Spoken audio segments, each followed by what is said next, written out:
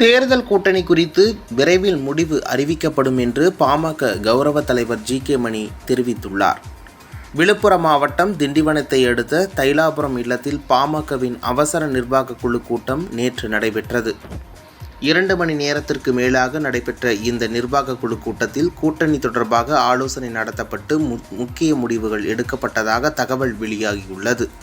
இதுகுறித்து செய்தியாளர்களிடம் பேசிய பாமக கௌரவ தலைவர் ஜி.கே. மணி, பாமக நிறுவனர் ராமதாஸ் முக்கிய நிர்வாகிகளை அழைத்து பேசியுள்ளார் எனவும், ஒவ்வொருத்தரும் தங்களது கருத்துக்களை தெரிவித்ததாகவும் கூறினார்.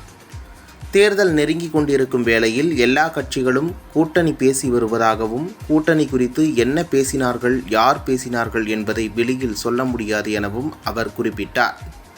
தேர்தல் கூட்டணி குறித்து விரைவில் முடிவு அறிவிக்கப்படும் எனவும், நிர்வாக குழு கூட்டத்தில் எந்த முடிவும் எடுக்கப்படவில்லை எனவும் ஜி.கே. மணி தெரிவித்தார்.